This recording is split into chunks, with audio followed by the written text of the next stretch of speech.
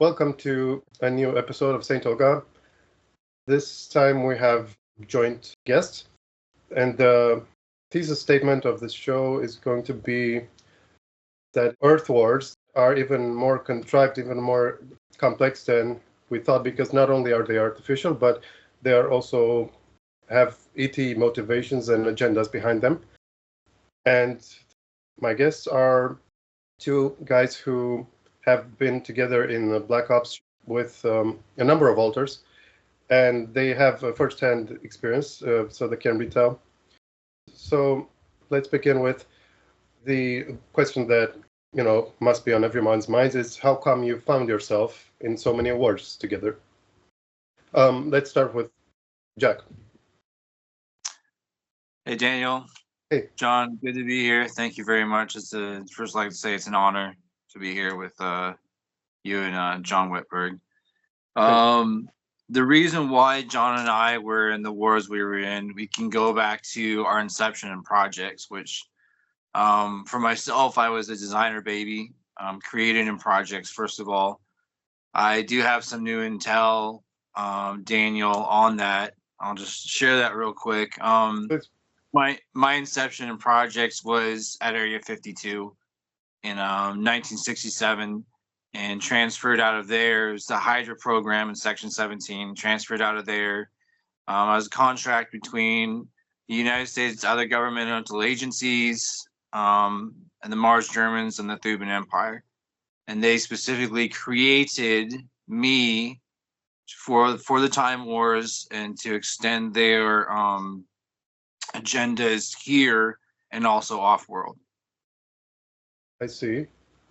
Yeah, that is new. Cool. So let's say the same question to John. How come you found yourself in so many wars together? Through my father. I'm also as Jack put it, a designer baby.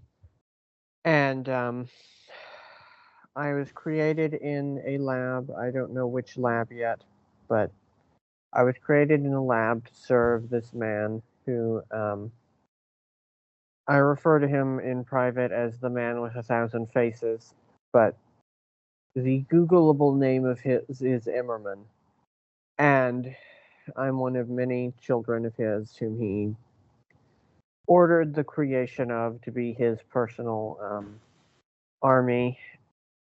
So Jack and I wound up basically in this same agenda together under him and under various other people who we were passed around to throughout space and time to create the Nazi world that we currently live in. Right. So your connection stems back to the old man, aka Ammerman, and he's an avatar of Enki, is that right? Yes. And were you paired together with each other as a rule, or how come you ended up doing so many missions? Was it that you were in some sort of really elite rank, I mean high echelon, so they picked you for the most tricky tasks? I would not call myself particularly high echelon, but I would say I was in concert with high echelon, let's say. But I was never in charge, and I was never allowed to pick and choose what I did and didn't do. So I would call myself a slave who happened to be better at my job than a lot of other slaves. So I found myself thrust into these situations. Mm-hmm. So going back to Enki, they're part of the race lines of the Anunnakis, together with Enlil and Marduk. Would it be fair to say that they represent one of the major factions that are in charge of the SSPs? Let's say start with Jack. Yeah. The Anunnaki in particular, Enki and Lil, Anu, they're from Nibiru. If you go back to the Book of Enki, And if you read the Enuma Elish, they've been here in our solar system, in our universe, and involved directly with mankind for, I would say, millennia, like thousands upon thousands of years. 250,000, thereabout. Right around, yep. They came in, and prior to them being here, there wasn't a lot of how do you say it? Interactions with mankind, as it were. But mankind wasn't even here at that time. So they came in at a time where there was refugees coming in from the Lyrian Wars, which is another subject altogether. They came to this planet and they started messing with the already made progenitor genomes here. They came in, they're more of an invasive force. Some people speculate the space programs go all the way back to the Atlantean times. Not sure if that's true or not, but there's some people that speculate that. Now, Enki, he is a master geneticist. And Lil, he's a master manipulator. And Lil's responsible for the Abrahamic, how do you say, religions? Yeah. He's responsible. He's responsible for those. Enki, he's responsible for the pagan religions. And they came in to manipulate the human genome. Now, during projects, see, Immerman was a incarnation of Enki, absolutely 110%. Now, his DNA wasn't put into me. I found out last year, it wasn't too long after our interview, Daniel, more about the DNA that was put into the Hydra program. And that DNA was actually Anu's DNA. Immerman is Enki. Anu slipped his DNA. He was my sperm donor, along with Ares and some other entities they stuck in together. And these entities that they put together in 9 separate, well, it was actually 51, only 9 survived, of what were called Hydras. And these were put into the projects in order to bring and to keep in check and balance super soldiers and also Project Ibis. They put me directly into Project Ibis at Montauk with John and with the rest of the Ibis batch, and adopted me into and introduced me and other Hydras into the Montauk program. Right. Would it be fair to say that the Anunnaki are part of the fallen matrix or hologram that have severed their connection to, let's say, divinity, and that's how they're become invading races that are just leeching onto the pure strain that's still, have the whatever Christos divine template in them? Yes, that was fair to say. So not everybody's going to really agree with this, but the way I saw it happening is that they actually came in we're talking millions of years ago. You had Thoth. Thoth was a high dimensional being. So were the Anunnaki. They came in and they betrayed the Guardians. We're talking millions and millions upon millions of years ago. They betrayed the Guardians. They went on the side of the Dark Draco, and they started the Lyrian Draco Wars. We were going to a higher dimension in our universe and our species, because the human genome was created by the angelics. You had 22C creator races that came from another universe. First of all, you had the angelics that came through. You had the Lyrians, which are, everybody knows who they are. They are a feline anthro species. And you also had the Chokzuri, which were kind of like a bird-like species.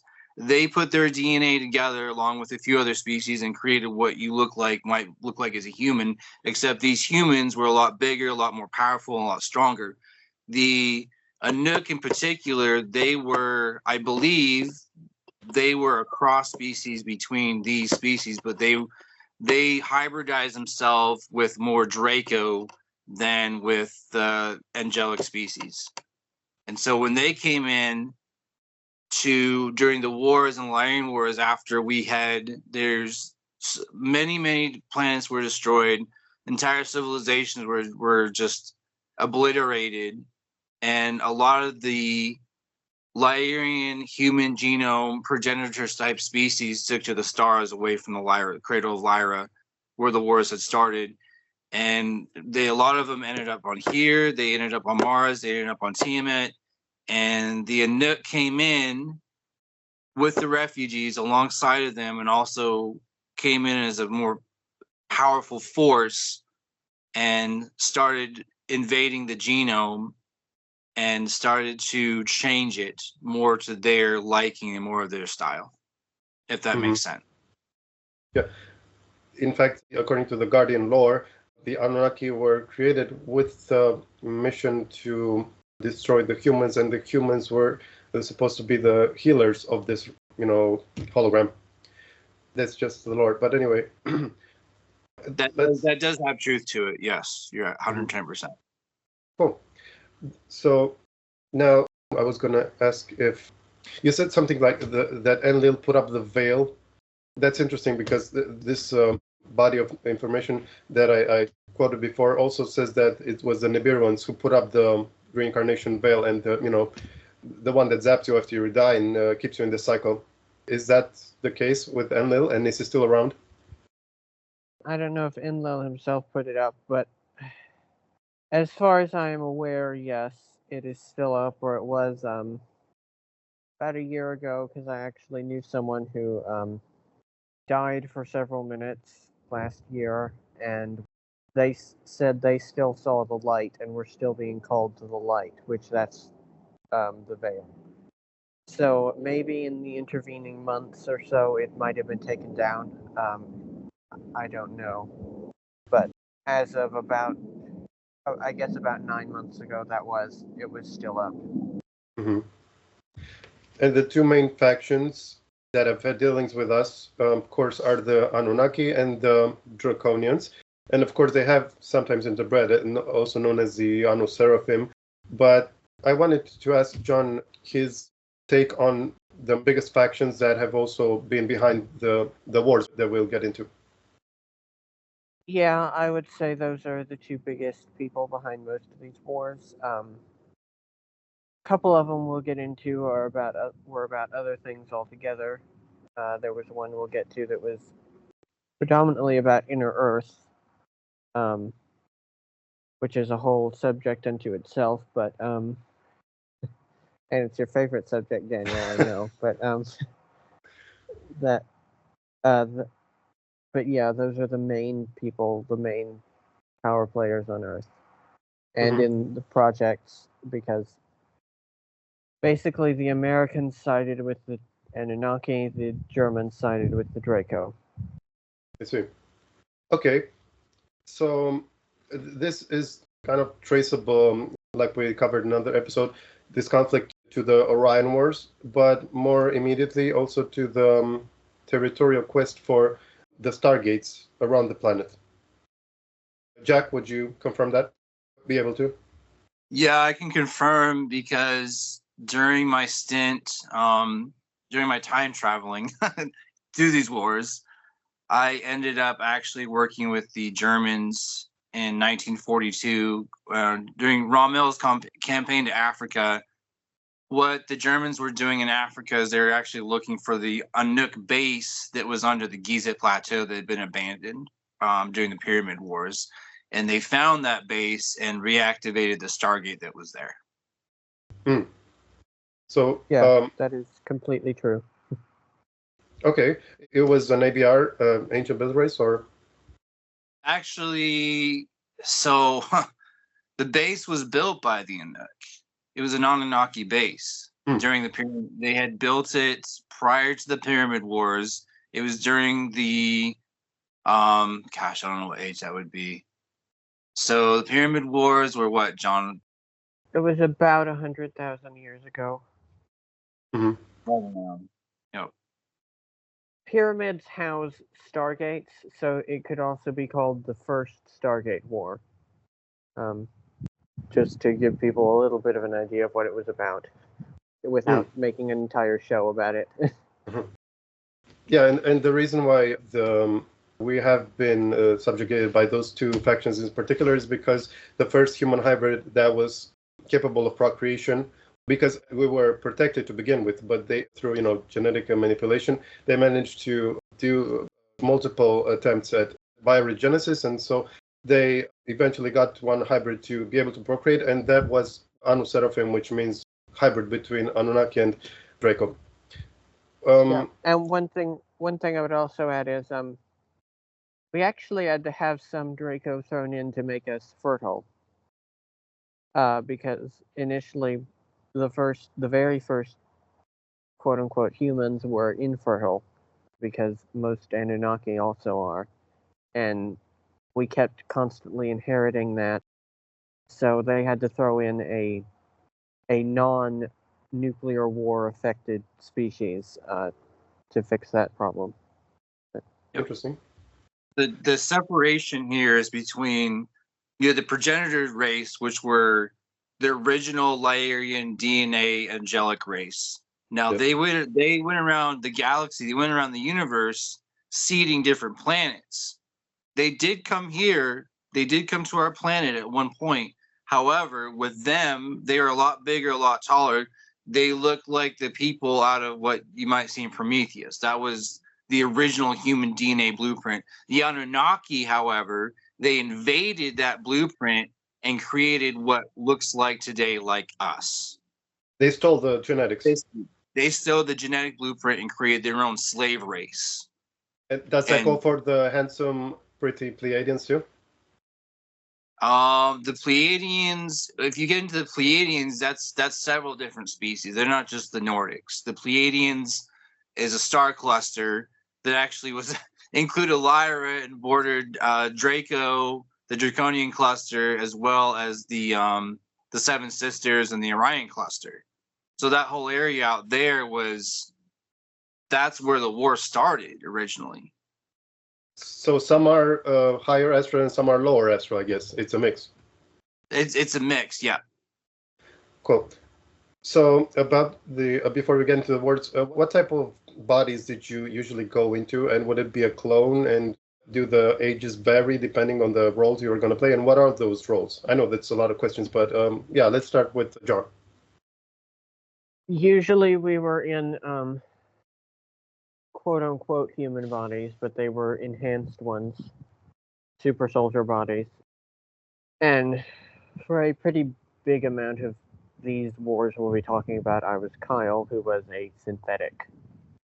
So not really a human body at all, but he looked the same as one of us. And what was the rest of the question? Sorry? Yeah, that answers most of it, because Kyle was always the same age. Yeah. Some people did have their ages changed because they needed to do espionage roles or, who knows what else. Right. And to what degree would, there's a stigma against the addicts. So to what degree were you able to manifest your consciousness, emotions, and, your mental stuff? I had full emotions except, or Kyle had full emotions except for romantic love. He could feel any other type of love, but for whatever reason, he was programmed to where he could not fall romantically in love. But every other emotion was fully there, and just as intense as for anyone else. There's this idea that synthetics are not people, or that they don't have souls. That's complete and utter horse shit. Right. I can attest to that. He was also meant to be basically indestructible and to last hundreds of years. Yep. What was his main makeup? What would he look like on the inside? Basically, there's a skeleton. It's not quite. It looks the same as ours, except the bones, quote unquote bones, right, are a dark gray. They're a kind of ferrocarbon alloy that is slightly more lightweight than our bones, actually, but many, many, many, many times stronger.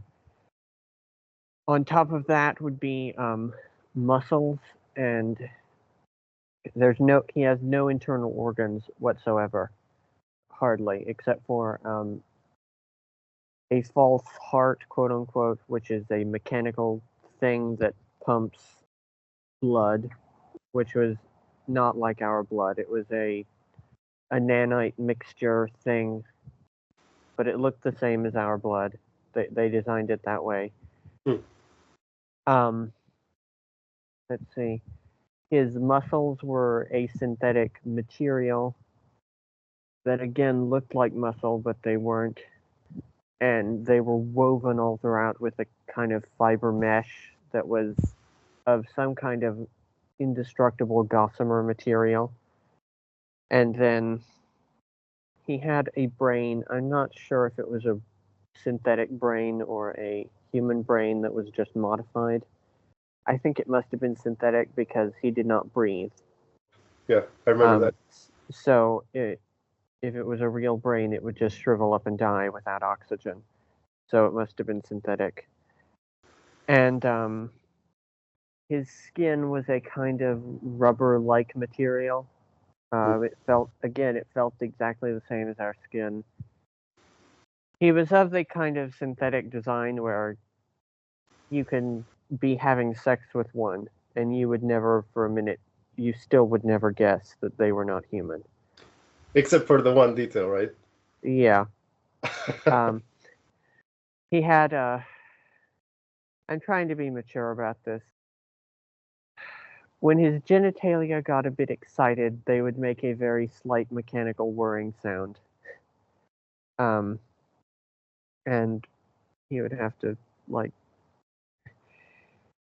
he would put on some music or something so that people wouldn't hear that, and he eventually got that fixed, actually, so that didn't happen anymore. Well, interesting. Yeah.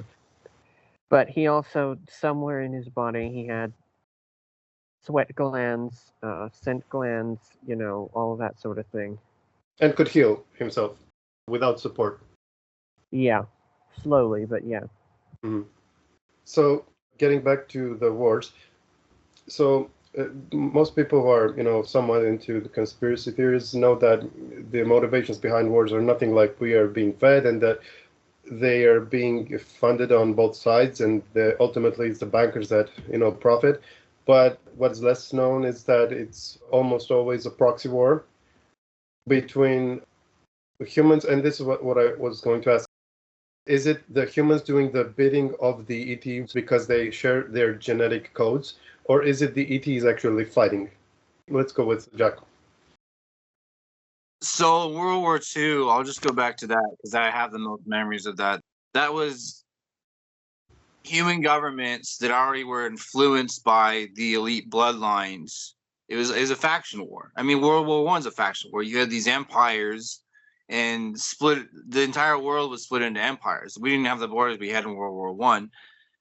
Those empires they were different factions within these empires that were all in a big fight over the resources and control of humanity on this planet. So there's elements of both, I think, in the world wars. You had, I mean, if you go back to Vietnam, there was people were talking about aliens and UFOs. You go to Iraq, people were talking about aliens and UFOs. You go back to World War II, there were UFOs involved in all these world wars because yes, there was the lower echelons of humans were fighting each other on the surface, and then you had ETs that were also on the surface as well. Now they took those out of the histories. They were not going to talk about it, but the world wars were a lot more integrated with extraterrestrial factions than what they talk about.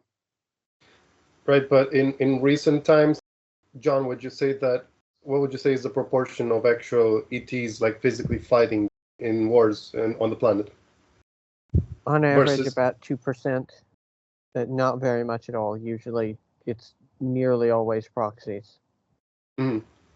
And oftentimes, these proxies are not even realizing the fact that they're following in the agendas of their ancient forefathers. Yeah. You think all those 19-year-olds from Alabama who go join the Navy are aware that they're actually fighting on behalf of aliens in a war that has technically been going on for millions of years? Come on. Yeah. And still, there must still be interest in terms of making money, and the corporations, and they're still involved. But the priority is this this invasion from this control in terms of resources, more based on I guess souls. That's what they're after, right? Yeah. So, in terms of the reason for, because the whole matter becomes much more complex when you factor in the fact that many of these wars are still being actually manipulated through time travel. So, what would you say, let's say, Jack, is the main purpose that you have, gleaned of rewriting the history from their point of view? Oh, that goes back to their sole agenda is to take over the human soul matrix. Their whole agenda is because they have no connection to source. That's been cut off. So we are being used as proxies for sacrifice, for loosh, for resources. Earth in general, look, I don't know all of it. I'll never say I know everything. What I understand it to be is Earth is very central to their wars, because humanity has an insurmountable amount of abilities and gifts that they have locked up in the genome in many different ways. Now, in connection with the time wars, Earth is very connected to the cosmic web. Somehow, somewhere, because of all these humans concentrated here. And if you can control that many humans and their souls, you can connect that to timelines. You can change timelines because you have all these abilities and all these people that are all connected with all their mind, soul, will, and emotions to source, from the pineal gland. The main reason, I think, also is because they wanted to turn our universe dark, just like they had their universe dark. If Yep. you put enough stress on a star, take enough energy off that star, which is connected to planets, which is connected to humans, which is connected to the web, that star will expose its heart. Once that heart is exposed, you can do one of two things will happen. That star will commit suicide or get captured. And in order to capture a heart star, or they'll turn it black. I guess three things. They can turn it dark. You can compress a star with energy into a gem, and that's a star heart. They wanted to capture as many stars as they can, but in order to get to our sun, they had to use Earth as a base of operations. They never turned our sun black, obviously. They never darkened our sun. But that was one of their main goals for our solar system, was to blacken our sun. In order to do that, they had to get all the humans on this planet all agreeing on one timeline, but they could never do that. So there's too many guardian races already here, and too many other factors of different factions fighting that, so that wouldn't happen, from what I understand. Mm-hmm. I believe the pretext for them invading in the first place is, a project that was meant to help them get back their divine blueprint through sequential, freshening up of their genes, and it was part of the Emerald Covenant. But the problem is they took advantage of that and took the resulting raped races back to their fallen matrix. Yeah, they did. That's exactly how they created it too. They would go to different planets. Our particular planet, because you had two different races here. You had the Lemurians and the Atlanteans. The Atlanteans were more Nook-based, reptilian-based. You had the Lemurians, which more were the Christos-based.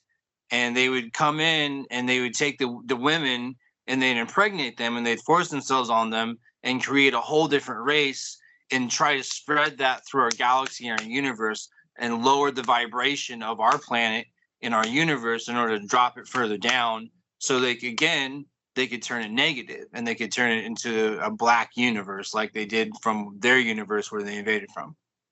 Mm-hmm. John, in addition to the races, there is also the AI that, for example, called the shots in the project that was probably the one you have most memories of, which is Montauk. Yeah, there was an AI at the head of that, and that AI was, I don't know what ET race could have created that thing. And it was not at all what we would think of as an AI. It was essentially an artificial god. And not a nice god either. You would be in its presence, and you would feel so totally out of your depth, and like, I'm not even sure I have words to describe it. I described it in my book as an eldritch horror which has no godly right to exist on the same plane as anything unequal to it. Okay, Yeah. well said. Yeah. But they still, let's say, championed different factions. So the Anunnaki have their AI and the Draconians have their AI. Is that fair to say? I would agree with that, yes. Okay, so let's begin with wars in chronological order. And this is maybe this is where we should also tie it in with Atlantis, if we can. Like, I believe one of the wars that you have participated in had a lot to do with it. Yes. Could you go into why that is? Atlantean DNA. The 13 tribes of Atlantis. Wasn't it 12? No, it was 13. Okay. Yeah. There were 13 tribes of Atlantis who spread throughout the Middle East and Southern Europe mostly. And some went into Central Asia as well. And what happened when Atlantis fell was that it also wiped a lot of records that have been being kept, and so there's always been a hunt to actually determine what is and isn't Atlantean, and how do we get a hold of their DNA, and this and that. Would you say, spell out the name of this word that factored into the Atlantean drama? The Trojan War. Mm-hmm. So the one that's depicted, that's famous in the Iliad. Yes. And I'll let Jack speak for a minute on that. John, you probably have better memories of it than I do, but I played a role in that war. I had some memories come up. That was a few years ago that were triggered as King Odysseus and being called upon to come and fight against the Trojans. That's what I remember. And after the wars were done, trying to get home and being shipwrecked. The majority of what I remember, you have to be there to see it in person, because it was an unconscionable amount of death, chaos, and pure destruction. And not only that, but you had the Anunnaki took part in that war. The Draco took part in that war. There were a lot of ET factions that took a part in that war. It wasn't just like one or two. This was all out at that point. You had genetics involved. You had love involved. It was for the control of a very, very strategic point and a very, very powerful city and very powerful technology. You have heroes that went in that war. You have Achilles. He was the most famous. But what they didn't also tell you is that Ares also fought in that war. And there were other demigods that fought in that war as well. One thing I can say about Achilles is he was our friend Stan. And really? Also, yeah. And this ties into one thing I was going to say about the Trojan War, is that it's a perfect example of a time loop, where we thought we were stepping into a myth, but in fact we were creating a myth. The Montauk kids were these figures that you read about in the Iliad. But what's the background on, for example, Odysseus? Was it that Jack simply, I don't know, inserted himself as an adult and just came up with a background story just to fool the people? Or did he play the long con, like method acting, and, lived out a whole life as him. It was more along the line of insertion. But from early on, not just during the like war. Infiltration of the Greeks, of this Greek society, having a wife, having a daughter, being called upon, and going to war, knowing that something was coming and being a part of that.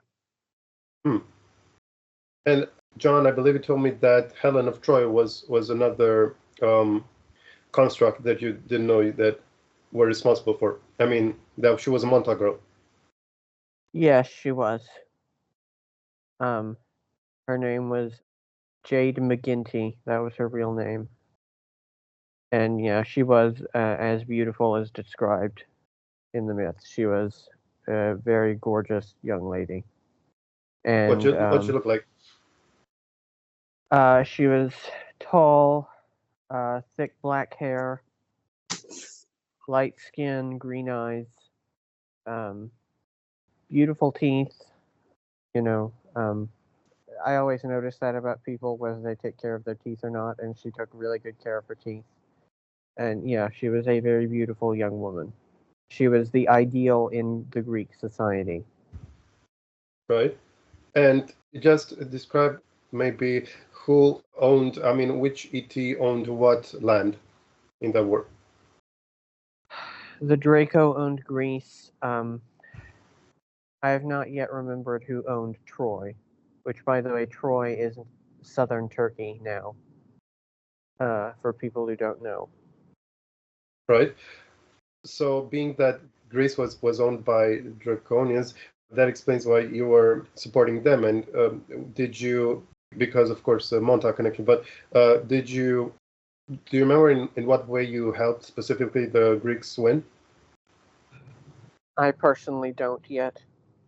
But that was the goal, right? For you to help them win. Mm-hmm. Yes, and they did win. I mean, right. You can read that in the history, but yeah. Mm-hmm. So now let's jump to the close by Greco-Persian Wars.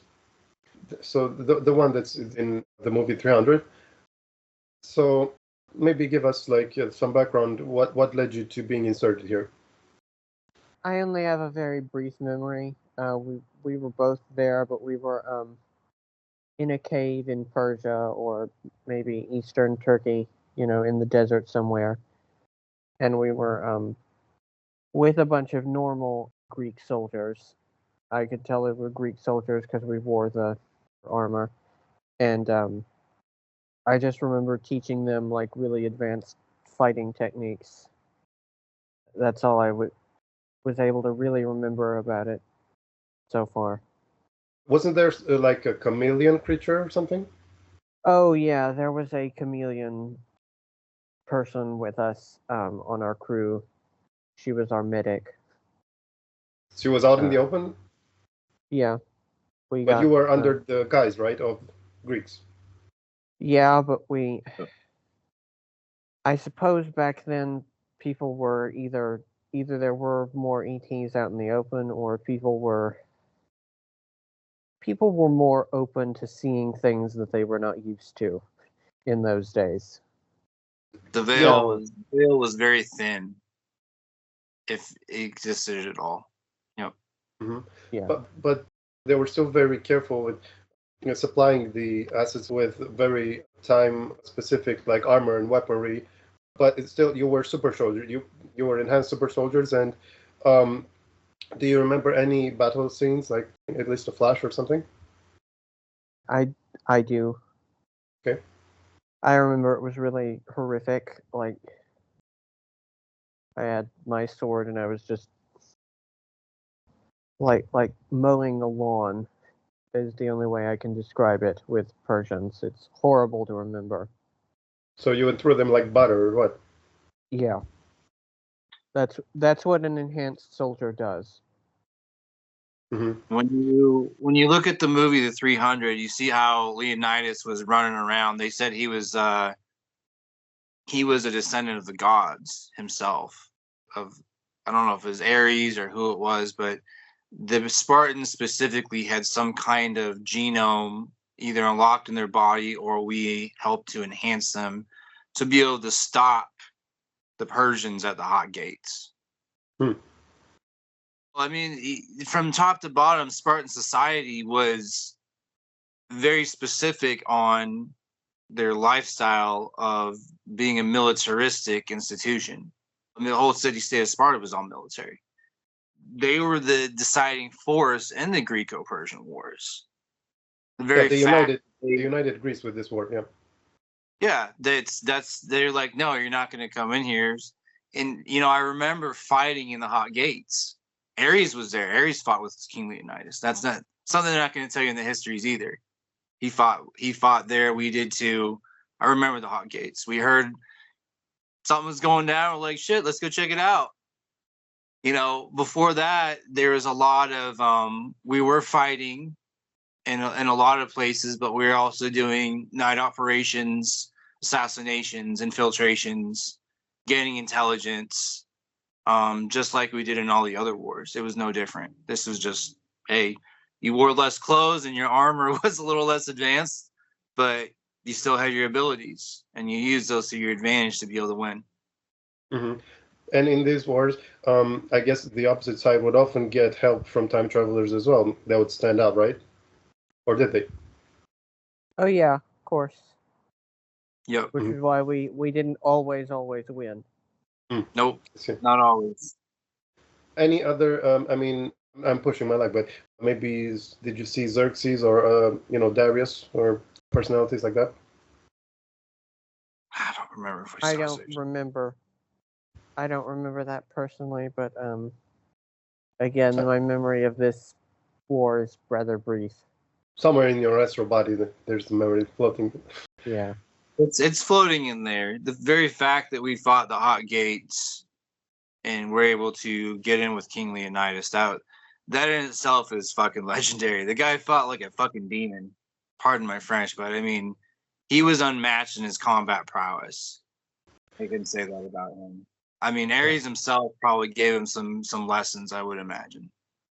Mm-hmm. So do you figure that without your intervention, the Persians would have actually been the victors? Maybe. We're never gonna know, are we? Yeah. Yeah. I don't know if we're ever gonna know that. I mean, you have 1 million man plus standing army of mercenaries from all four corners of the ancient world coming down on one small country. So yeah, it's tricky. So now let's jump to the conquest of Wu Zetian. And I believe, John, you said that she was herself not fully human. No, she was not. She was a Zeta Rigel. And for people, probably most people listening to this in the Western world will not know who Wu Zetian was. She was the only recognized legitimate Empress Regent in Chinese history. So, and she is notable mostly for expanding China's borders to pretty much where they are today. And I remember meeting with her in her throne room. She actually knew we were from the future and everything. How? Because she had oracles and people who were communicating with ETs. And they didn't call them ETs back then, of course, but they called them something. So she knew where we were from and everything, and we approached her and we said, we know you want to expand these borders, and that also fits with our agenda, but you're going to lose unless you have us. And she bought it? Well, she asked us for a demonstration. She asked us to, cut certain things in a certain really fast and demonstrate our super strength. I remember having to, I think she had me break a log with my bare hands, a big log. And after that, yeah, she bought it. Mm-hmm.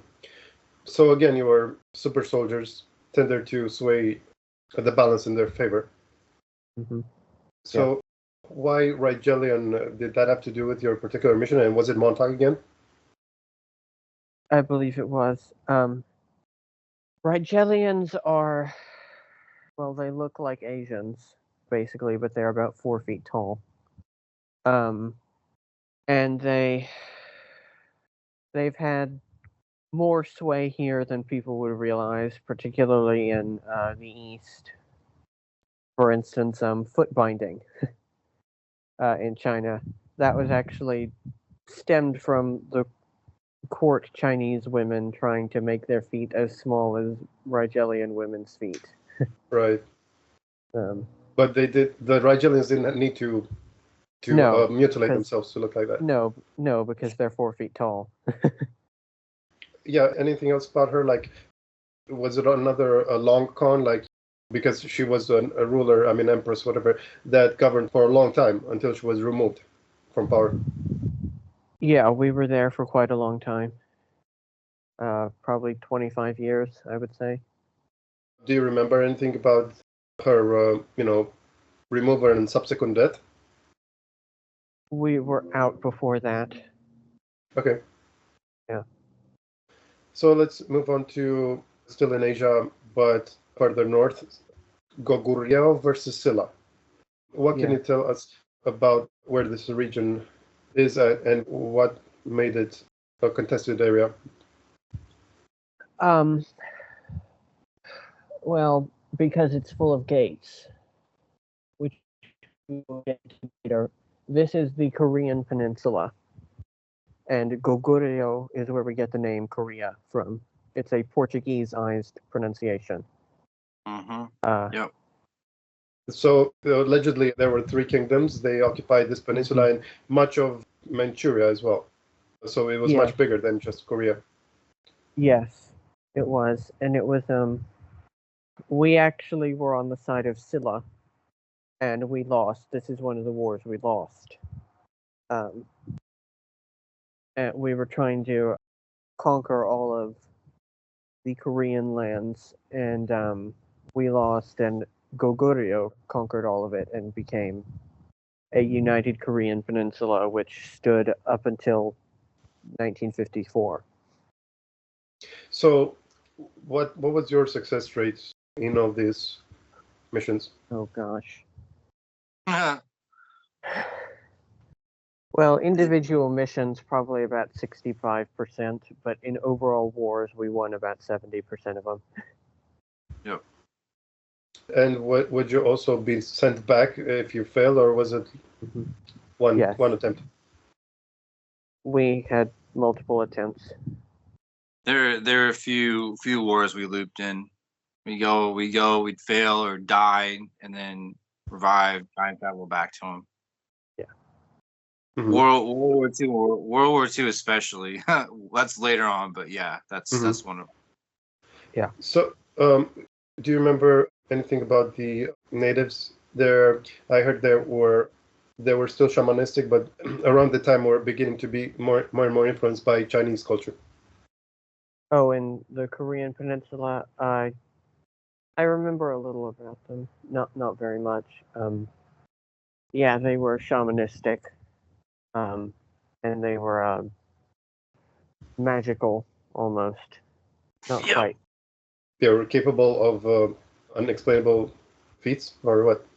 Yeah, telekinesis, healing, that sort of thing. Think of like Avatar Airbender kind of stuff, and that was them. They could do stuff like that. Mm-hmm. When did it all change? I mean, around what time? This conflict was around the year 400 to 500. This was the beginning of the end for them. I think probably about 5 or so generations later, it would have been mostly gone. Okay, so staying in China, now let's jump a whole lot of generations and go to the Opium Wars, which I believe also has strong ties with the other long-lost continent of Lemuria. Yes. This was a Draco conquest to topple Manchu rule in China. And the Manchu people, who are from Manchuria, as it was then known, are the true Lemurians, which as soon as the imperial system did fall and it became the Republic of China in 1912, they immediately began a soft genocide of the Manchu people, which continues to this day. What about the ETs? What about them? Which favored which side? And well, it was a Draco rule to topple the Manchu people who were backed by the Mantids. Oh, okay. Yeah. And it was a protracted process. Yes. I have to step off for just a minute. I have to go get something. So, interesting thing about go back to Korea, there was a particular place there. There was technology there because during my time on the Korean, when I was there in Korea, when I was in the United States Army, I think we talked about this, Daniel, in one of my other interviews. They had something on the DMZ. There was an underground complex there, and they had built all the tunnels in Vietnam, all the tunnels in Korea were all pre-built by ET races, and the humans on the surface, all they did was just utilize those for warfare against the Western invaders. Do you think the DMZ artifacts were known even back in those days, in the Silla days? I'm 100% of it, because the energy sources itself, where they put the time gate, the time traveling machine, I'll call it.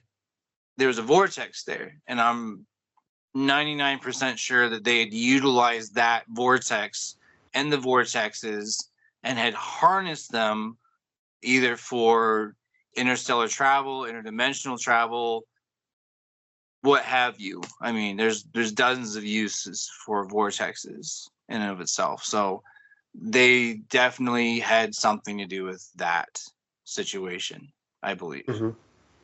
Right. So about Korea, so the actual, we need to distinguish between the war and the conflict. The war was in the early 50s, and the conflict is still ongoing. Well, yeah, essentially when the war started, I believe it was 1952. When the war started, the interesting thing is that the U.S. they had people there. But the students, there's a communist movement. There's all this communist movements, and the students were like in the universities. They're talking about this new idea of communism, of course, influence from China, and the West was like, no, we don't want you guys to have this. We don't want you guys to have the Korean Peninsula. And so the U.S. were actually the original aggressors. They were the ones who fired the first shot over there. They, of course, supported the South half. They supported the South because the South had more of a idealistic, freedom-based concept of democracy. And now if you look at democracy versus communism, again, you have two different political systems influenced by ETs. In the case of Korea, it was the Draco and Anunnaki again. In the case of Korea, it was the Draco and Anunnaki. Yes, it was 110%. Yep. And who controls the DMZ now, would you say? It's a conflict zone. No, it goes back and forth between the Mars German Draco alliance and the Anunnaki, the Inuk, from what I understand. I mean, you had everybody there. You had the Russians were involved, the Chinese were involved. You had the Camp Liberty Bell, which is directly smack dab in the middle of the DMZ on the demarcation line, which houses where the bunker where there's a line that goes through this bunker where one side, the north side, will occupy the whole bunker for the day. When there's peace talks, the north will be on one side of the line, the South and the Democrats will be on the other side of the line, and there'll be peace talks. And so, I mean, it's the largest, it's one of the longest running wars of the 20th century and 21st centuries. Mm-hmm. And people wonder why it's still running. So it's because everybody's there, and because of the technology that is there, and the fact that the Koreans got the peninsula, going back to the conflict we talked about earlier. and they had this technology, they had these vortexes, they had this magic. I mean, the land is steeped in mysticism. It's one of the most, I mean, you got to think about also that the Japanese had influence there as well, or the Japanese got their culture from that part of Asia, because when you look at Chinese mysticism, you look at Japanese mysticism, Shintoism, Taoism, and then you go back to ancient Korea, they had all that stuff there. Yeah, well said. And the DMZ we're talking about wasn't just any fallen angelic race. It belonged to, I mean, it was left there by the progenitors, the ancient builders. That's what made it so coveted. They had progenitor technology in Korea, and that's why Goryeo, or what John was talking about earlier, this is why they fought so hard, why Manchurians came in, why everybody wanted that region so freaking bad, and why they're still in conflict over it till this day. So that's one ancient builder race site, and another one is in Romania, of course, the famous one. Have you heard of any others on Earth? I question if Ukraine has one, because of the conflict there between Russia and between the Ukrainians, who are technically, they say, the Russians are like, this was our land, but the Ukrainians are like, don't call me Russian. And there's a massive amount of conflict between a people group that are white. They look the same. They have pretty much the same language, similar cultures, but there's this huge fight. So there's something in the DNA that separates them. Okay, so the next one chronologically would be the Boer Wars. I'm not sure how do you pronounce that. BOER. Yeah, the Boer Dutch Boer Wars. Yeah. Do you have any recall of it was also over ancient technology in South Africa? Yeah. Well, South Africa, as we know, is where most of the diamonds come from. I think there was something to do with, again, the technology there, the fact that diamonds that came out of there were huge. These were just like tiny little things that you get from, like, Indian diamond fields. I mean, these were like fist-sized diamonds that were coming out of there. Beyond that, I don't really have a lot. John has a lot of these memories. For myself, because I was involved in the U.S. Army here personally, and because I ran into some really heavy duty conflict while I was in the service overseas on the DMZ and PTSD. I blocked a lot of it out. Yeah, understandable. For me, it was just consistent, go nonstop, and especially with the memories, and actually, being shot when I was on the DMZ in a firefight and taking personal fire and nearly dying because of that, and I was in a coma for 30 days. Yeah. Oh, there he is. There's John. Yeah. Okay, which ones have we not gotten to yet? I think we were halfway into covering the Opium Wars. Oh, right.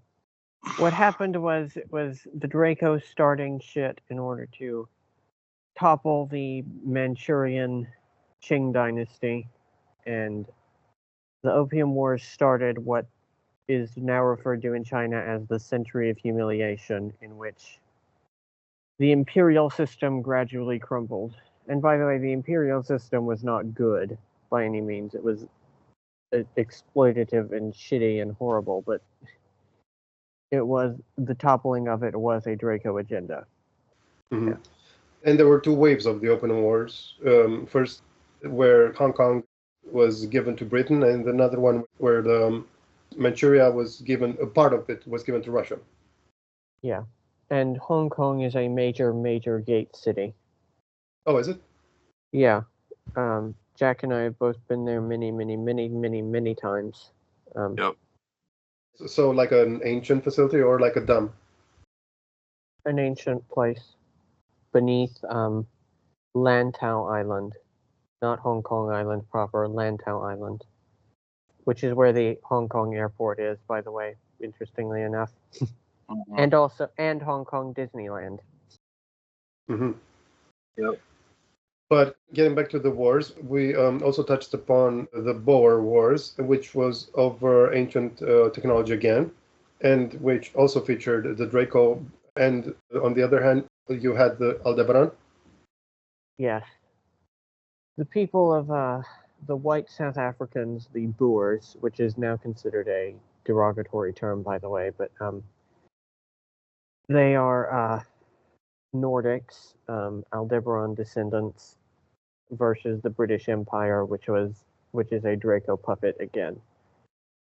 And the Draco wanted to kill off as many of these Nordic Aldebaranites as they could. Basically, it was a very, very small blip on their radar, but it's on Earth's radar. It was a kind of a big deal war. Like most people do learn about it in school, so that's why I included it. Didn't it have something to do with the SSP dynamic? Yeah, it did. It was in what I refer to as the mercantile era of the SSP, pre-World War One.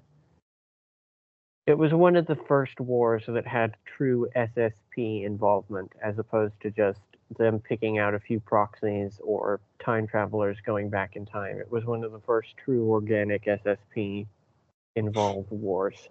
I think I'm going to just put it that way. And of course, it resulted in a British victory, which you aided in. Yeah. But lastly, it also had some treasures inside in Earth. Not quite inner Earth, but definitely intra-Earth, I would say.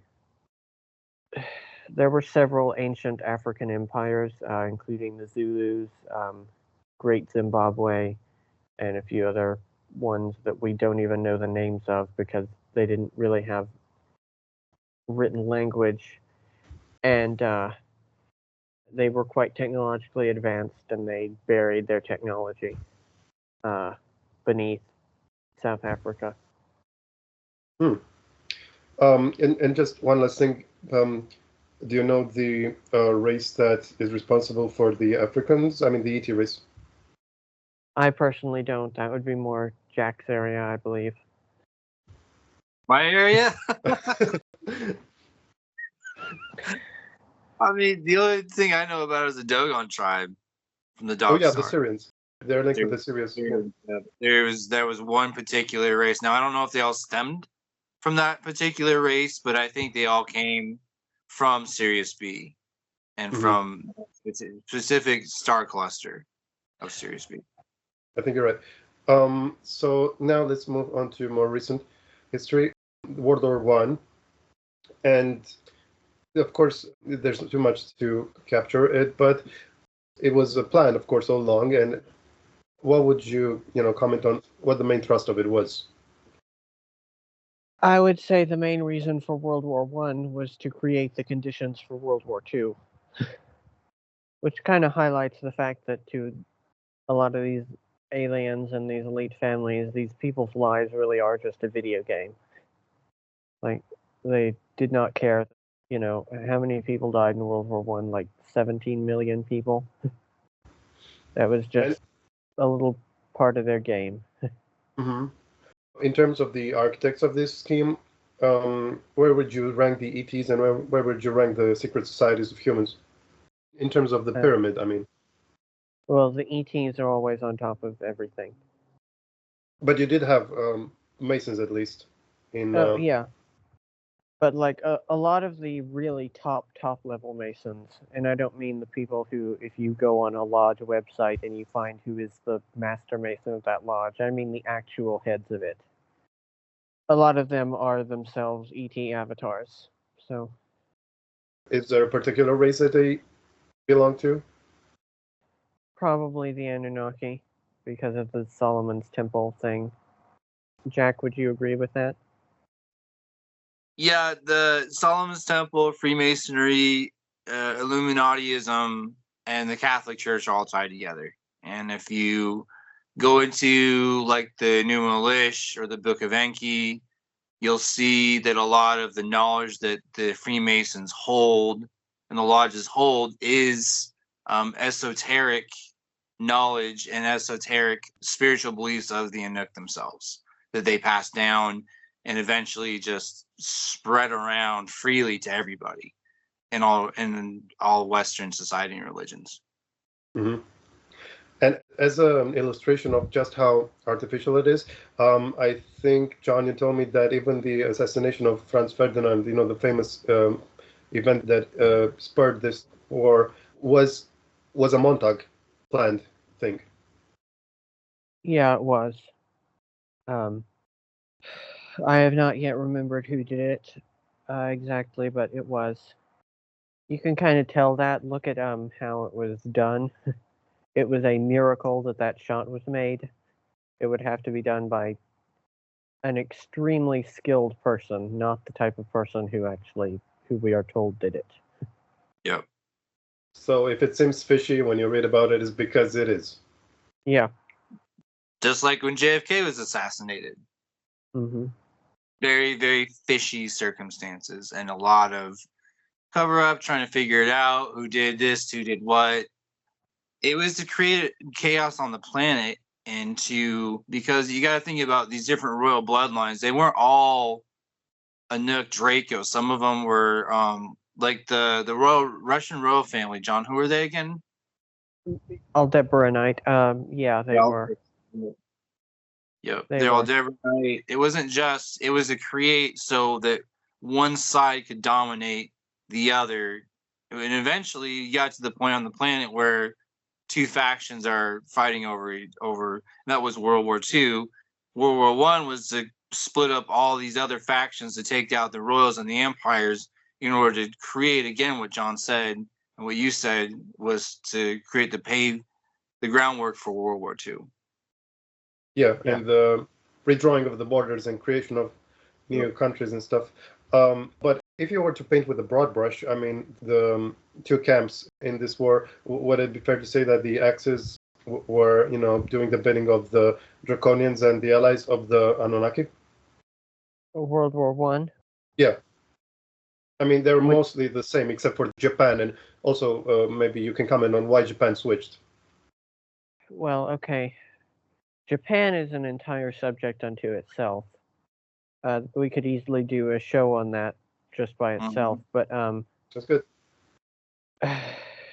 Japan was doing the bidding of the Draco, and is, as far as I know, more or less to this day. But Japan previously had been for many, probably about 4,000 years prior to Emperor Hirohito. Japan had been doing the bidding of an avian race, not the blue avians like Gory Good talks about. These ones looked more like cockatiels, and I don't know exactly where those are from or anything, but Japan switched over because they wanted in on that sweet interstellar empire stuff. Mm-hmm. So let's transition to World War II. So I believe you said that's all about the creation of the breakaways. And just to recap, because we did cover it in the past, but the Germans and Americans did exchange tech and personnel until World War I, and then they parted ways and switched like ET patrons. The Germans, started cooperating with Aldebaranites, and the Americans also, after a period of stagnation, started to find their own less than honorable representatives. Yeah. The Americans, starting in the 1920s, began their descent into Anunnaki control. You could argue that the Anunnaki maybe made their first inroad all the way back in the 1870s when America switched over from being a country to a corporation. But America essentially sold itself to the Anunnaki in the 1920s. Is it true that they, to begin with, were approached by, let's say, positive ETs that offered them non-threatening, karmic weapons? Do you know anything about that? But they refused because they wanted more firepower? I hadn't heard that, but knowing what Americans are like, I wouldn't be surprised. I'm sorry to say. Mm-hmm. Yeah, I can concur with that. And the Aldebarans, do they have anything to do with the Anunnaki, or are they their own faction? They hate each other. Yeah. They really hate each other. Right. And they instilled, of course, the xenophobia and racism in the Germans. But anything else? While we're on the World War II subject, I'm sure you were sent there more than once, right? As part of these Oh yeah. trips. Yep. I was captured in 1944 for the first time around, and the Allies got me. The Anunnaki took me. It's the Battle of Ardennes. Yeah, Ardennes Forest. They set up a trap for me, and I triggered it, and they captured me, and attempted a reprogramming scenario, and they sent me back into the Allies as a second time around. I have memories of being a part of several operations. I remember being a part of on the Axis side of being a part of Operation Market Garden, which the movie A Bridge Too Far was made about, which was the first Allied loss since D-Day, and it stretched the war out another 8 months. Yep. And that was necessary because the Germans were retrieving technology from that region, which is the far northwest of Germany, around the border with then Holland, now the Netherlands. The Nijmegen area. I hope I'm pronouncing that right. Apologies to all of Holland if I am not. But is this also the time that you stumble upon looking glass technology? No. That was off in the eastern side in southeast China. But it was the same war, right? Same time frame. Yes. Yep. The looking glass was found a bit before that. The looking glass was found in probably 41 or so in pyramids in southeastern China. Mm-hmm. And also the infamous cyborg factory that led to Arasaka Robotics. In the Philippines, correct. Oh. Yeah. That was a facility located under Manila. Mm-hmm. Which was, at the time of your insertion there, it was crawling with reptilians. Yeah, but not like they were chameleon people again, but these ones were they were feral. Maybe they'd been down. Maybe they were down there and they'd been inbred for so long, or I don't know, but they were no longer sentient, really. Mm-hmm. Or they could chameleon, and they were decently sized. Let's just put it that way. So they were probably not the actual architects then. Oh no! These were no. They may have had some Orion genetics, maybe. But beyond that, no, they were vicious, they're feral, semi-organized. I remember seeing them as some of them had dark blue skin, almost crystalline because they'd been underground for so long. And when we got into the facility, we were rummaging around, they'd pop in and out, and we'd have to fight them. There'd be like 5 or 6 of them, like in a group, and we'd have to fight them and kill them and continue on. But it was. It was quite the adventure. Finding it, figuring out what it was, going in and looking at the technology. I mean, it was no small facility. It's fucking huge. Mm-hmm. This place is massive. Yeah. Yeah, I think that's somewhere around chapter 8 in your book, right? In the second book. If people want more detail about that. Yes. But Jack, I believe that you later in the war ended up helping the Germans find the Giza underground base. 41. Actually, 42. It's 42. Mm-hmm. How did you manage to pull that off? So, my first so I inserted into Germany. I actually landed I don't remember, somewhere. I think it was a Black Forest where I inserted first, and I landed in my pod, and the people that were there that greeted me was the German High Command. It was Hitler, it was Himmler, Rommel was there, Goring was there, and Goebbels was there. It's the German High Command, and they essentially gave me the missions that I was going to be a part of. They briefed me on what I was going to be doing, specifically looking for ET technology, especially down in Egypt because of the Anunnaki base. Because of my DNA, I had the memories of the Anunnaki because Anu was my sperm donor, and I was able to locate via genetic memory where exactly the entrance was to the Giza base. Okay.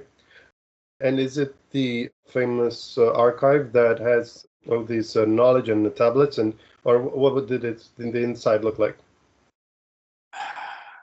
So from what I remember, we had to do a little excavation. We had to excavate, and it was outside of the pyramids. It wasn't directly underneath. It was outside the pyramids. We had to go down. We dug for a while. We found an entrance. I think it was an old cistern of some kind, actually. It was some kind of a cistern. We found the entrance. The entrance way, from what I remember, was, I don't know who had made it, but it wasn't. The rest of the base you couldn't access except through the cistern, and it was a narrow passageway you had to crawl through. We got through it, and it opened up into a larger cavern. That's what I remember. Mm-hmm. And does this have anything to do with the time that you got IBIS, their technology? No, that was Manila. Oh, I see. The same time though. Yeah, but same that time wasn't that. That's what led to that was something completely different, separate from the Giza base. Because in the Giza base, that's where they had the Stargate. Yeah. Mm-hmm. You gotta realize that the Germans they'd allied with the Draco, so they're basically breaking into an enemy's base that had been abandoned to grab the tech from grab Anunnaki technology, because that was one of the main things that they were using against the Anunnaki. Reverse engineering. It gave them an edge in their fight against the Anunnaki. I guess because of the timing, that they would go on to use the Stargate to help their Mars efforts. Oh yeah. Mm-hmm. Yeah. There you go. But yeah, we could go into that. Maybe we'll do a Mars special. But yeah, you ended up brokering the Germans deals to secure Mars. Yeah, that's a whole story. Yes.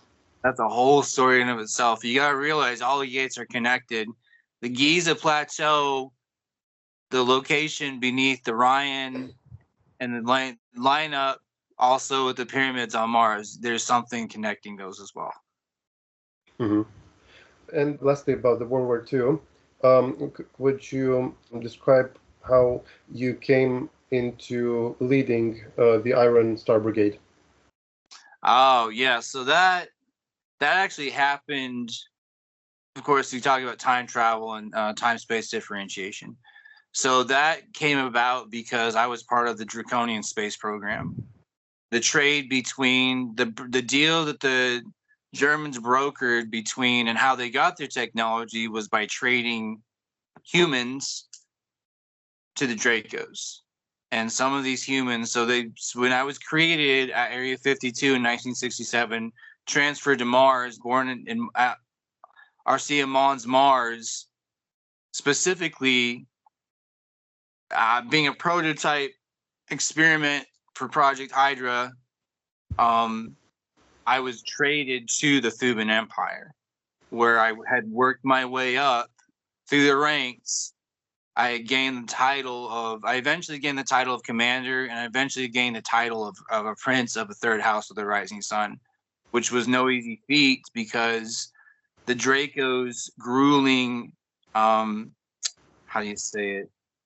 their caste system. You had to work your way up. That's what I did. And eventually I got my own command of the Iron Star Brigade, which was that was my baby. I created that.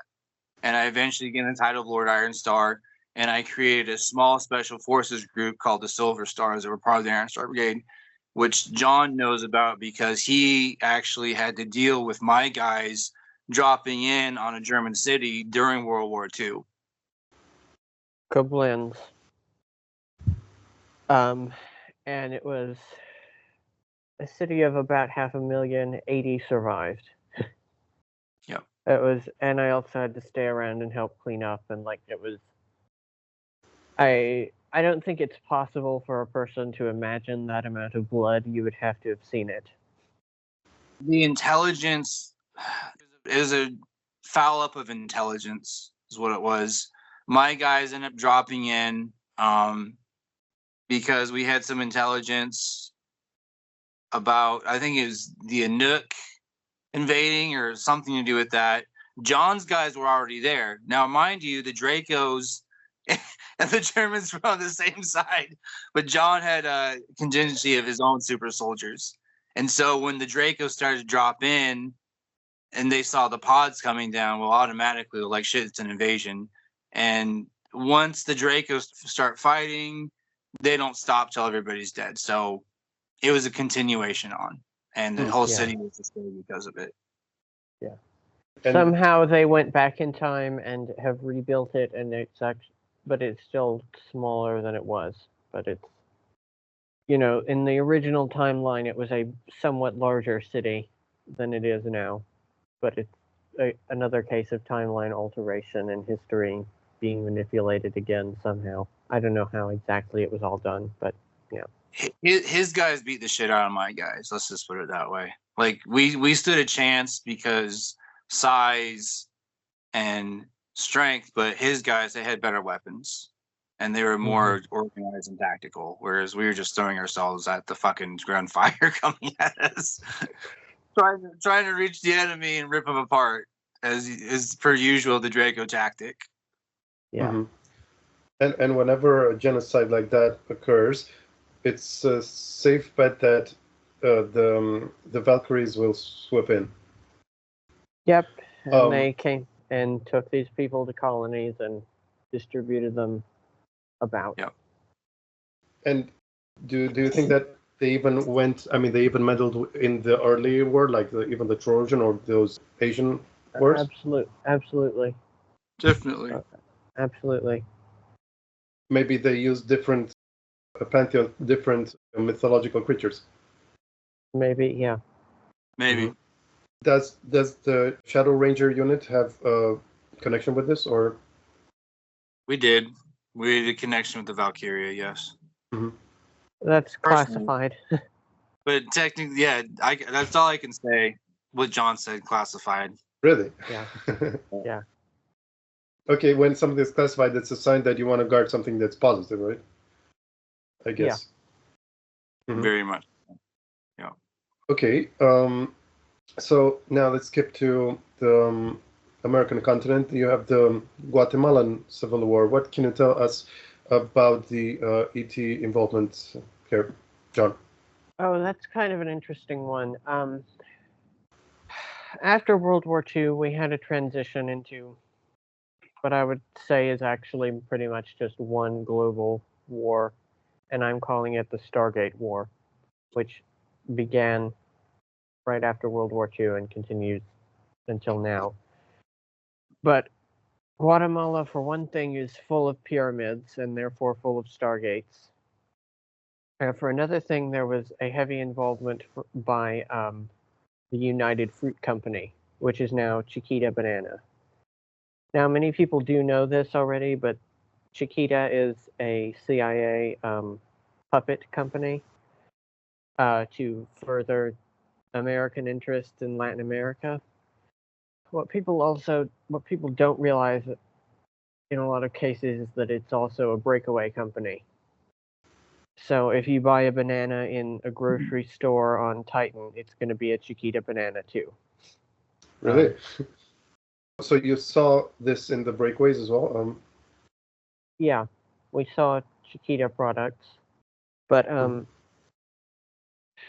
so what Guatemala was about was essentially, first of all, some of the early inroads of the ICC, as people call it now, and also attempts by the Americans to capture more Stargates, because Guatemala was in 54, I believe, and that was just a year after they had made the deal with the Germans, and they were looking for ways to get a leg up and get on some kind of equal footing.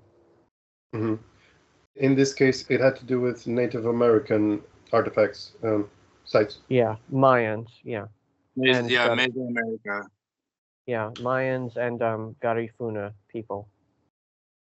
Who are the progeny of, the followers of Lemuria?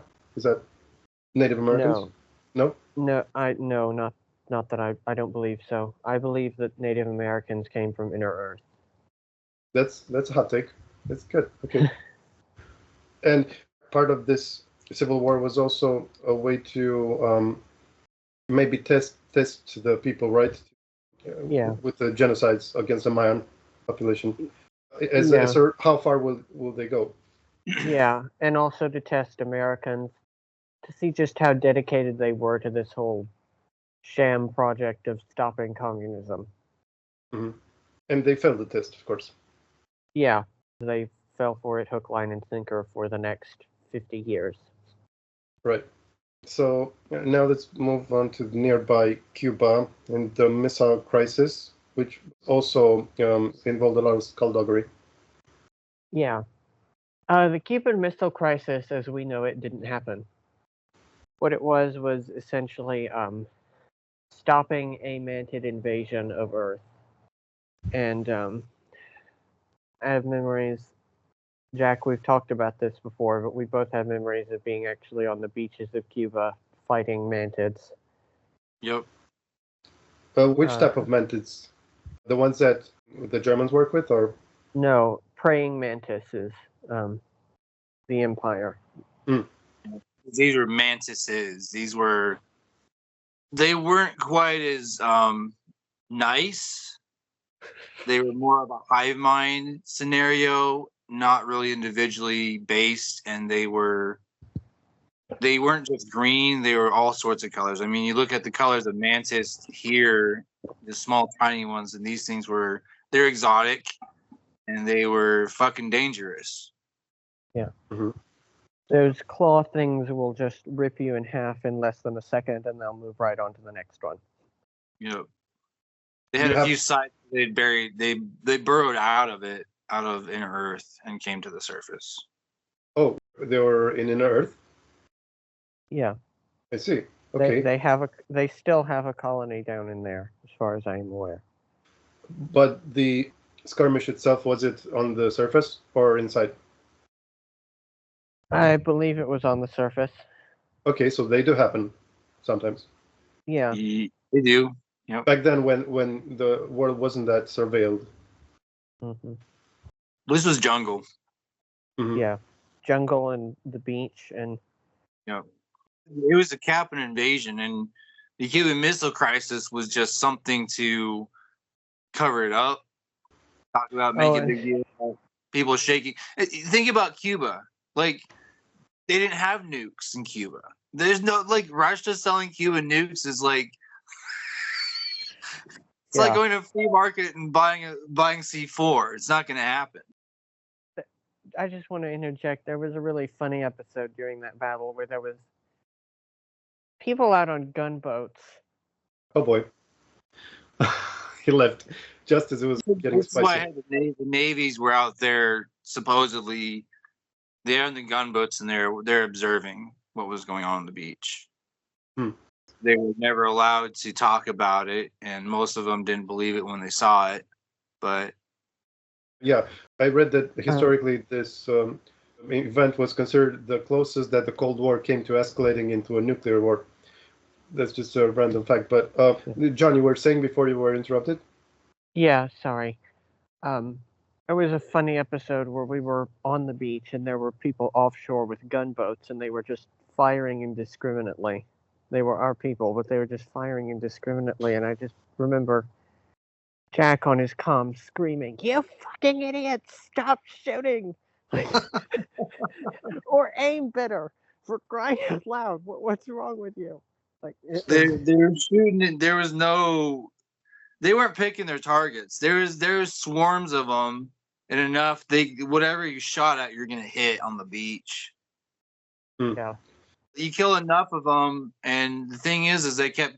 There's two. They came out of. I remember there's this. I don't know, some kind of a temple or some kind of ancient ruin they're popping out of, and then I think they burrowed as well out of somewhere else, and we're trying to get the numbers down far enough to where we could use explosives on their entrances to stop the flow of the mantises coming up. Mm-hmm. So you were successful, right, in the end? Oh yeah, Getting them off? yeah, we were successful in the end, but it's And behind the scenes, America and Castro Cuba were always actually working together after that, which is why we didn't invade them, because in that era, if we didn't like a country, we just invaded them. So that's the explanation. So, okay. Yeah. But this also exemplifies that not all inner Earth species are peace-loving. No. No. No. A lot of Earth species hate the surface dwellers. Mhm. Mm-hmm. So just like the coming race, where they prophesize that they're going to conquer one day. That's the idea, because at one point some of these species were on the surface and were driven underground. Like, you take example of the Naga. The Naga were once on the surface and they got driven underground. Mm-hmm. Yeah. They don't like humans. You wander into somewhere in Asia, deep inside of a cave, far enough down that's, a long cave, you probably run into one or two of them and they're gonna fucking eat you. Straight up. Mm. Most reptilians don't like humans either. You like Mount Shasta, they have Pluto's cave, and people, it's like 5 miles long. At the end of the 5 miles, there's a giant iron gate that you can't get past because, well, people went in there and they disappeared, so they gated it off. Right. Interesting. But we have to move on to the next war, which is another trademark example of what we were discussing up to now, which is the Vietnam War. Also, these two factions again, the Draconians and the Nordics. Yep. And the Orion Syndicate. Oh, okay, yeah. The Orion Syndicate were in Cambodia, which is the goal of conquering Cambodia is why JFK was killed.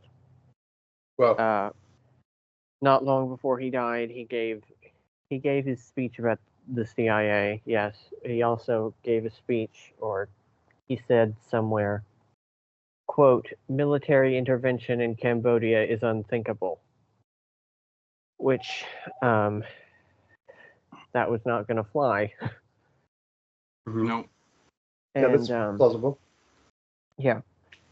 So, trying to think of where I would start with Vietnam. You have, of course, had the South that was famously backed by U.S. and others, and then the North. The North.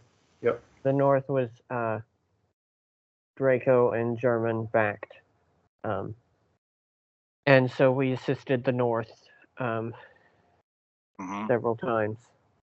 I specifically remember being in like a tweed, like really lightweight tweed pants and a t-shirt, and flip-flops, and teaching the VC how to fight the Americans, guerrilla warfare style. Which project was this part of, this particular memory? Specifically, this would have, Montauk, of course. Montauk. Because you were also sent into Vietnam War during Project Ibis. This was the whole thing. This was Vietnam for me. This is what I was sent to do. Specifically, was to train the VC to fight the Americans, because we don't want the Americans to win. Right, but even though John used a different name, I believe that you were also part of the crew that were sent by the old man there as part of Project Ibis, right, John? Once during as part of IBIS into this facility up near the Chinese border, far north Vietnam. It's called the Ho Chi Minh Center for the Internment of Invasive Biologicals.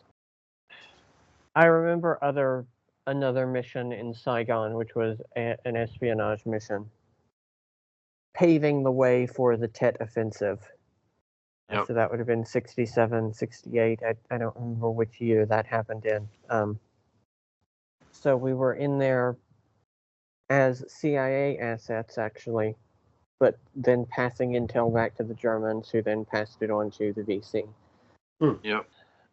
And so I remember actually running a nightclub there for a little bit and doing, odd jobs and creating supposed CIA double agents and then turning them into triple agents for us. Yeah. But just before you were sent into that ET prison, you also had to hunt down some aliens, right?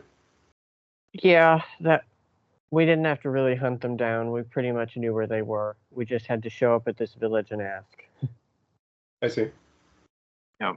And I just wanted to include that, especially because if the person reads the first book, he's not necessarily going to know that Jack is in it too, but he was under a different name. Yes. But he comes back in a big way in the second book, of course. Yeah.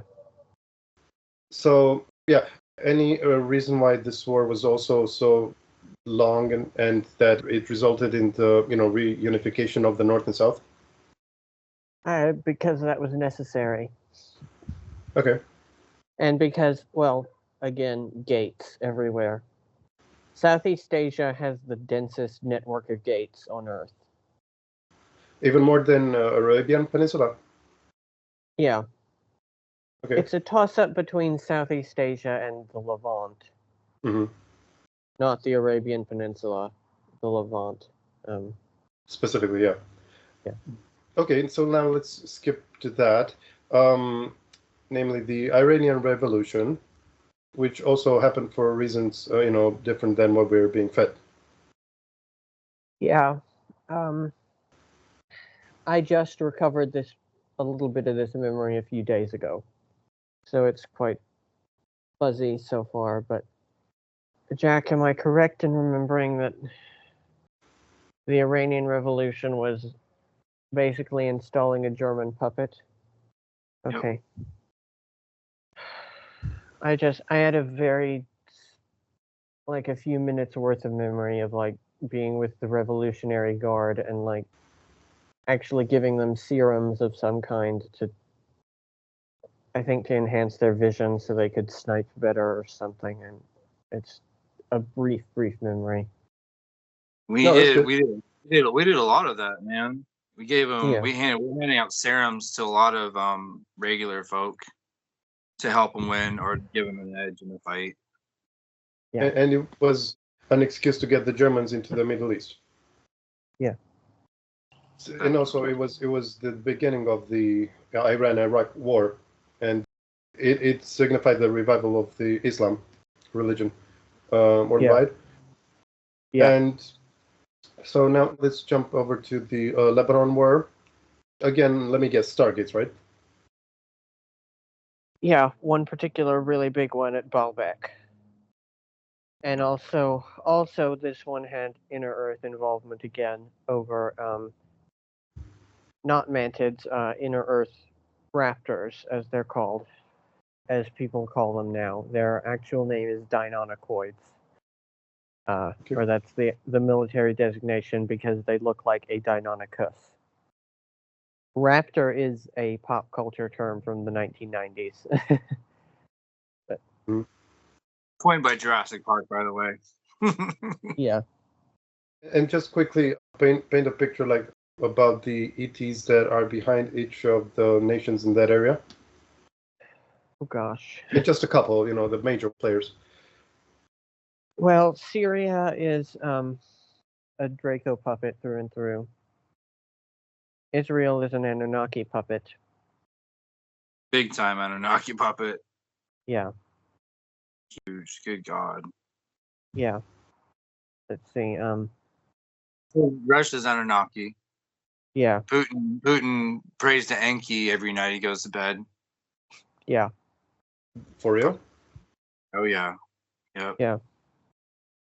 Egypt is a Wild West zone. Hmm.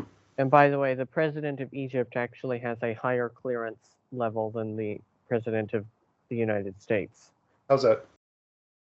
Because there is so much activity in his country. And, you know, Egypt is not that big, really. There's not that much room to hide anything. So There's ETs and bases all over. I mean, talking about like a concentration. The thing about the United States is a concentration of hybrids in certain places, but Egypt is just like yeah. right there. It's in your face every day. That leads us into the Arab Spring, right? That's also Yeah. But wait, but first on Lebanon, okay. we were specifically tasked with guarding a winery, and there was this really old guy who ran it, and he knew about aliens somehow. I think maybe he was probably like psychic in some way.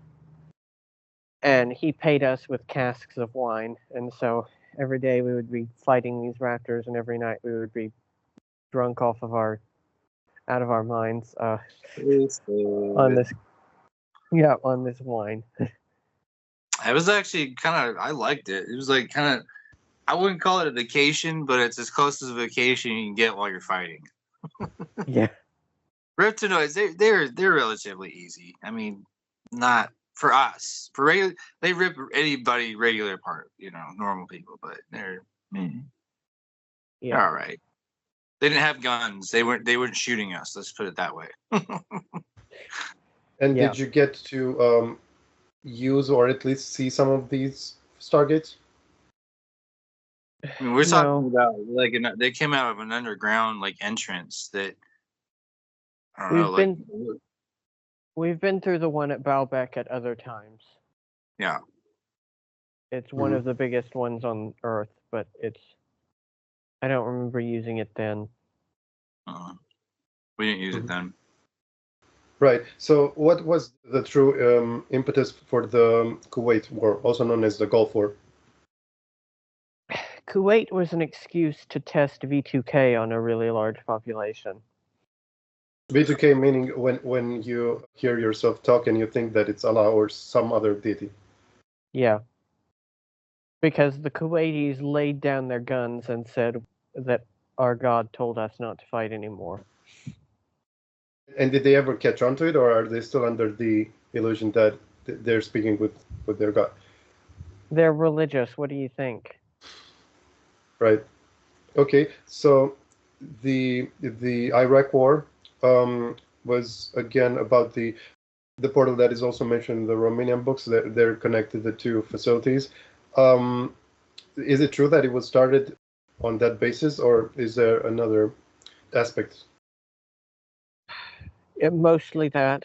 It was also another test of the American people's will.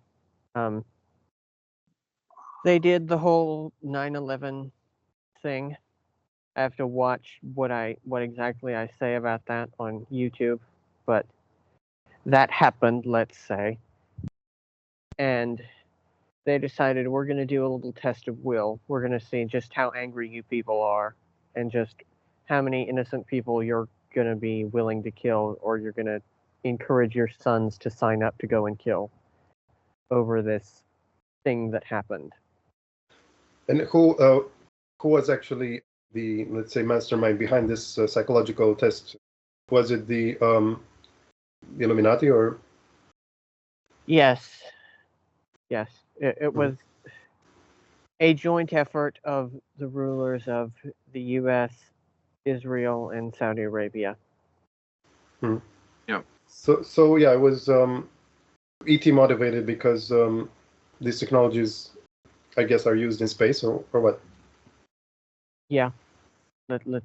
We can go with that. Yeah. That's a good explanation. The U.S. Army of Engineers, they came in after and began to, how do you say, uncover Babylon, which is in modern day Iraq, and they found the Babylonian Stargate there. Yeah. And they also found the one at eventually, right near the border of what is now. If I call it what I want to call it, I'm gonna get this video banned in Iraq, so I don't want to do that. We'll just call it northwestern Iraq. Okay, but any run-ins, or do you have any background information on Saddam Hussein?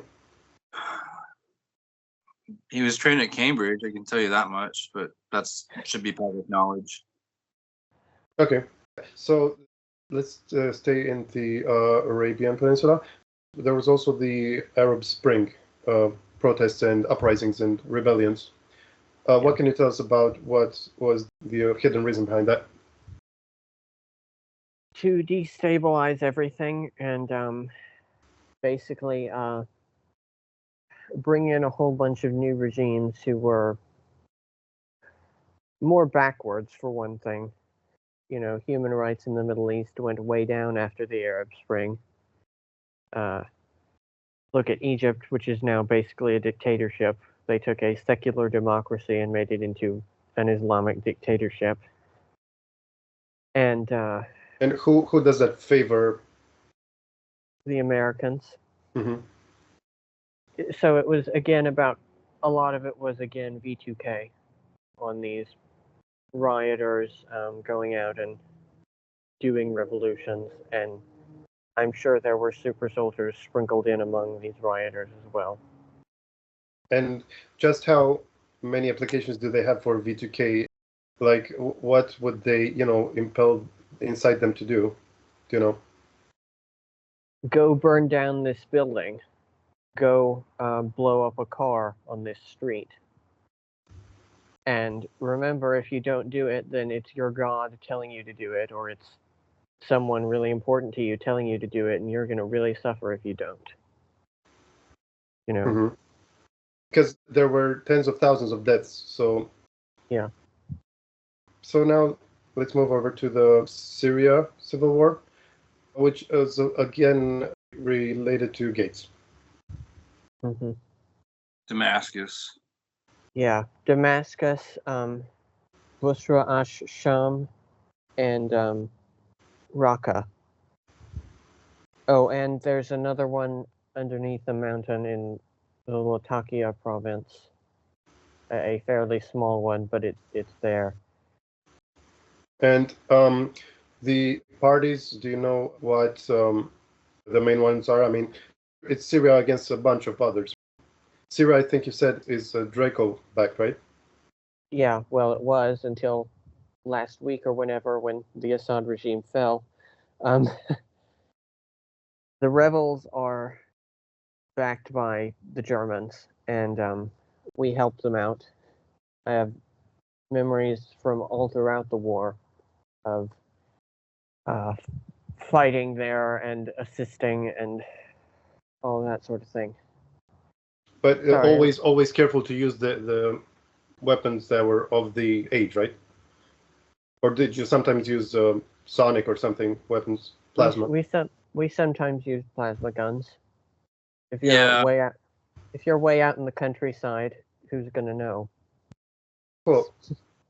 So then we also have the Balkan War, which was, of course, ET influenced. And would you describe which was the driving force there?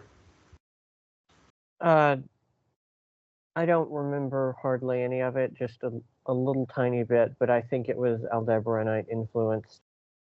That they were backing the Serbians, and that someone else, I don't remember who yet, but someone else was backing the Kosovars. That's all I can really say. And what was the impetus? I believe DNA. Mm-hmm. Was it to get it for themselves, or was it to eradicate a certain line or strain? Probably to eradicate it, to get rid of the Kosovars. and the Bosniaks, I guess is the correct term. In the Eastern Bloc, you gotta realize the Aldebaran Knights, they got pretty much ousted in World War II and other conflicts. So most of these wars are wars of attrition. So one people group or one particular town or whatnot will have a certain amount of, either hybrids living in it or certain kind of DNA that another faction wants to eradicate. So a lot of these small conflicts are, we're going to take these people out because we don't want them on the planet anymore. We want this territory for ourselves. So they're very territorial. The Dracos are, but so are the Anunnaki, the Anuk. They're extremely territorial. Mm-hmm. Yeah. So of course, I mean, no episode about the wars on the planet would be complete without the one that's on everyone's lips and it's ongoing, which is the Ukraine-Russia invasion of Ukraine, I should say. So we did go over it in another episode, but maybe just at least to test that you're being consistent. John, I think you have pretty strong opinions about which camp is backed by which alien. Yeah. Ukraine is backed by the Germans and the Draco, and Russia is backed by the Aldebaranites and also, interestingly enough, the Tausatians. I believe that Nachtwaffen also has a finger in the pie. Yeah.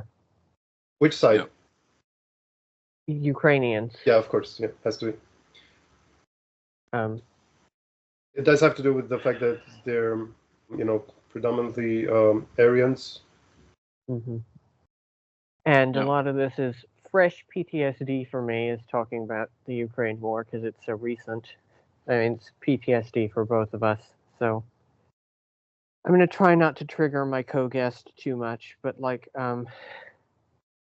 I remember us somewhere south of, or I believe it was south of Kharkiv, with a bunch of super soldiers, a lot of whom were in the community. And we were once again doing the thing of training Ukrainian soldiers to fight back, and then going in and cutting our way through a bunch of Russian soldiers. But also, I remember some very intense stuff where we came into contact with Russian super soldiers, and they are not to be trifled with. Oh yeah? We won eventually, but we got pretty fucked up in the process. I'll just say that. Think of Winter Soldier, that was the beginning of the Russian space program, super soldier program. So think of Winter Soldier, but bigger, stronger, faster. I would say you could put them on the ultra soldier scale of the Russian space program. Yeah, these agree with that. guys were not.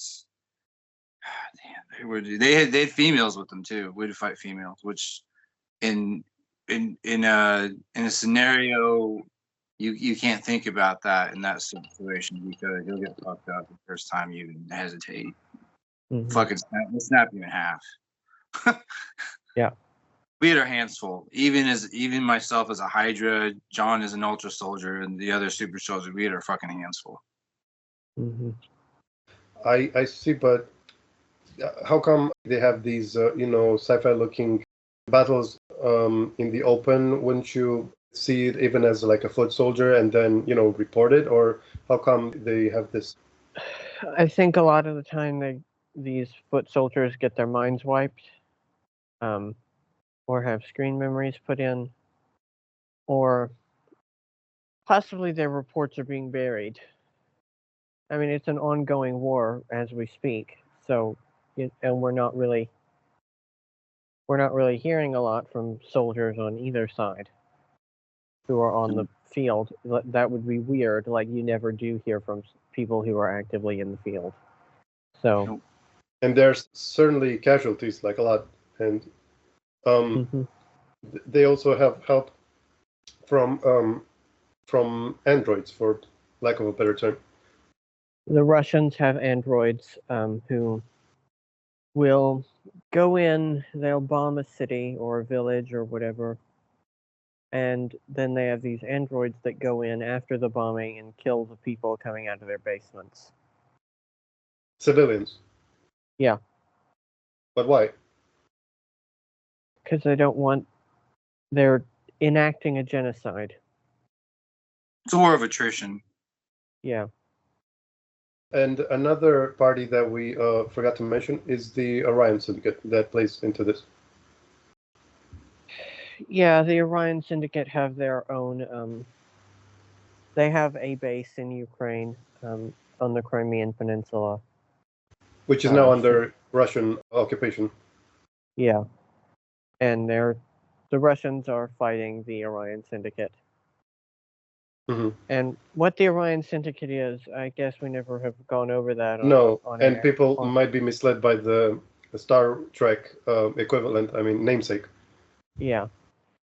What they are is a group of Draco and some other reptilian species and some other species altogether, non-reptilian, who during the Orion Wars split from the Empire. They said, we do not recognize the current queen.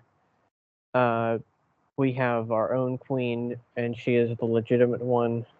They have some way of backing that up.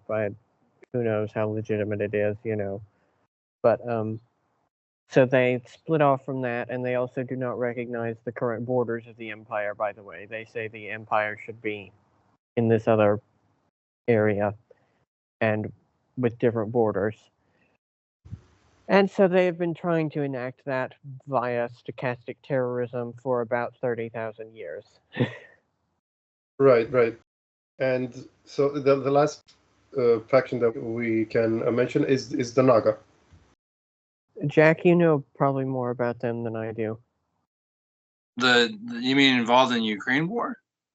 That's from best I can tell. They do provide Russia with some stuff, right? Yeah, they would be backing Russia. They wouldn't back up the Germans. There's no fucking way. They hate the Germans. Yeah. They'd eat through. Yeah, so the Naga would be backing up the Germans. I haven't heard many reports saying that the Naga are there, but you mentioning it, yeah, that makes sense. Their concentration is mostly in Southeast Asia. They're in the Philippines. I'm not aware of any particular Naga bases in Russia because the Anunnaki were in Russia for a long time and they're not really friends with the Nagas.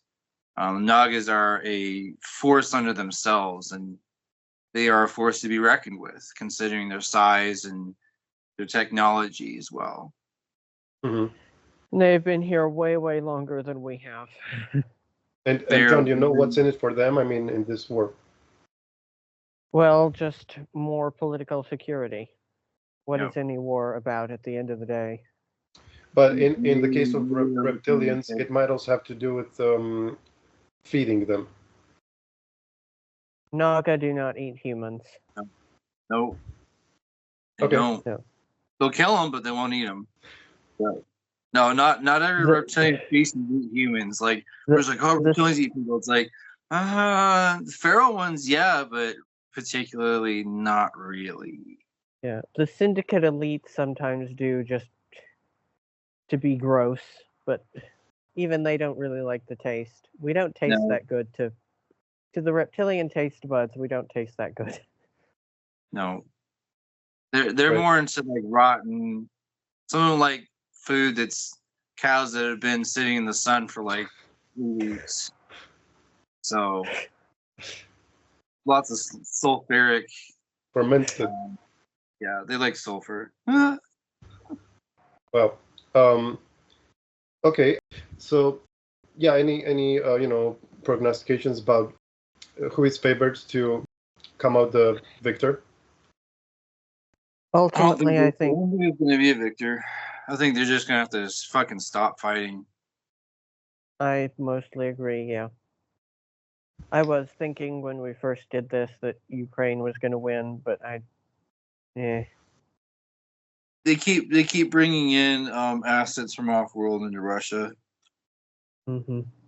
So, and some of them are from outlying Russian colonies from their breakaway and their super soldier programs. And I mean, you got to think they completely separated from. They had their own space program, so their technology is different than ours or the Germans, and they treated with other species other than what they treated with. So Right. who knows? Mm-hmm. Now, that about ties up the planet-wide wars. You did tell me, John, that you did even take up the mantle of starting wars alongside Jack, but that was not in this. No, yeah. that's a different show. Yeah. Yeah. Sounds good.